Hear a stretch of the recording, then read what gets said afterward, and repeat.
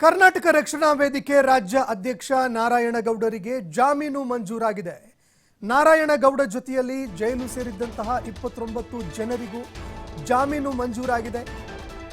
ಇನ್ನು ನಾಪತ್ತೆಯಲ್ಲಿ ಇರುವಂತಹ 4 ಜನರನ್ನ ಹೊರತುಪಡಿಸಿ 29 ಜನರಿಗೆ ಜಾಮೀನು ಮಂಜೂರಾಗಿದೆ.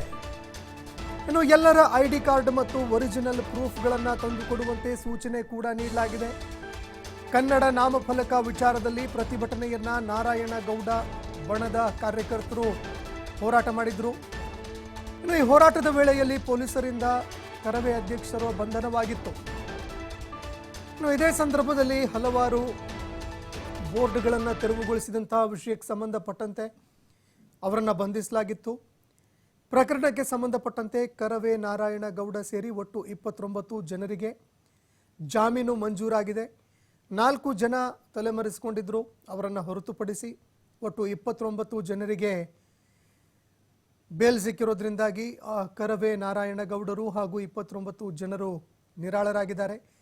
ಅದೇ ರೀತಿಯಾಗಿ ಮುಂದಿನ ನಡೆ ಏನನ್ನ ಅನುಸರಿಸ್ತಾರೆ ಅದನ್ನು ಕೂಡ ಕಾದು ನೋಡಬೇಕಾಗತ್ತೆ. ಇಡೀ ಕರ್ನಾಟಕದಲ್ಲಿ ಬೇರೆ ಭಾಷೆಗಳಲ್ಲಿ ಬೋರ್ಡ್ಗಳನ್ನು ಅಳವಡಿಕೆ ಮಾಡಿರುವಂತಹ ವಿಷಯಕ್ಕೆ ಸಂಬಂಧಪಟ್ಟಂತೆ ಫಲಕಗಳನ್ನು ಅಳವಡಿಕೆ ಮಾಡಿರುವ ವಿಷಯಕ್ಕೆ ಸಂಬಂಧಪಟ್ಟಂತೆ ಹೋರಾಟಕ್ಕೆ ಕರೆ ನೀಡಲಾಗಿತ್ತು. ಇದೇ ಸಂದರ್ಭದಲ್ಲಿ ಕೇವಲ ಇಂಗ್ಲಿಷು ಅಥವಾ ಹಿಂದಿ ಭಾಷೆಯಲ್ಲಿ ಅಳವಡಿಕೆ ಮಾಡಿದ್ದ ಫಲಕಗಳನ್ನು ಕಿತ್ತು ಹಾಕುವಂತಹ ಕೆಲಸಕ್ಕೂ ಕೂಡ ಕರವೇ ಮುಂದಾಗಿತ್ತು. ಕರ್ನಾಟಕದಲ್ಲಿ ಕನ್ನಡ ಭಾಷೆಯ ಒಂದು ಫಲಕಗಳನ್ನೇ ಅಳವಡಿಕೆ ಮಾಡಬೇಕು ಅನ್ನುವಂತಹ ಬೇಡಿಕೆಯನ್ನು ಇಟ್ಟಿದ್ರು, ಕರೆ ಕೊಟ್ಟಿದ್ರು. ಈ ಕಾರಣಕ್ಕಾಗಿ ಬೋರ್ಡ್ಗಳನ್ನು ಬದಲಾವಣೆ ಮಾಡೋದಕ್ಕೆ ಅಂತ ಸಮಯಾವಕಾಶ ಕೂಡ ಕರವೇ ಕೊಟ್ಟಿತ್ತು. ಇದಾದ ಬಳಿಕ ರಾಜ್ಯದಾದ್ಯಂತ ಕರೆ ಕೊಟ್ಟಿದ್ದಂತಹ ಧರಣಿ ಇಡೀ ರಾಜ್ಯದಲ್ಲಿ ಒಂದು ಹೈ ಡ್ರಾಮಾ ಕೂಡ ನಿರ್ಮಾಣ ಆಗಿತ್ತು.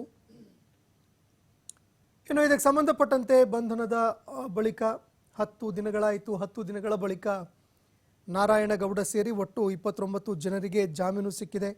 ಇದೇ ಸಂದರ್ಭದಲ್ಲಿ ಯಾರ್ಯಾರು ಬಂಧನ ಆಗಿದ್ರು ಎಲ್ಲರ ಐಡಿ ಕಾರ್ಡ್, ಒರಿಜಿನಲ್ ಪ್ರೂಫ್ಗಳನ್ನು ತಂದುಕೊಡುವಂತೆ ಸೂಚನೆ ಕೂಡ ನೀಡಲಾಗಿದೆ. ಇನ್ನು ಇದೇ ರೀತಿಯಾಗಿ ಕಾದು ನೋಡಬೇಕಾಗುತ್ತೆ. ಸರ್ಕಾರ ಕೂಡ ಈಗಾಗಲೇ 60% ಕನ್ನಡ ಭಾಷೆ, 40% ಇತರ ಭಾಷೆಯಲ್ಲಿ ಫಲಕಗಳನ್ನು ಅಂದರೆ ಬೋರ್ಡ್ಗಳನ್ನು ಅಳವಡಿಕೆ ಮಾಡೋದಕ್ಕೆ ಅಂತ ಅವಕಾಶವನ್ನು ಮಾಡಿಕೊಟ್ಟಿದೆ. CM ಸಿದ್ದರಾಮಯ್ಯನವರು ಖುದ್ದು ಇದಕ್ಕೆ ಸಂಬಂಧಪಟ್ಟಂತೆ ಒಂದು ಪ್ರೆಸ್ ಮೀಟ್ ಕೂಡ ಮಾಡಿದ್ರು, ಇದನ್ನು ಬಹಿರಂಗ ಕೂಡ ಪಡಿಸಿದ್ರು. ಇದಾದ ಬಳಿಕ ಕರವೇ ಯಾವ ನಡೆಯನ್ನು ಅನುಸರಿಸುತ್ತೆ ಕಾದು ನೋಡಬೇಕಾಗತ್ತೆ.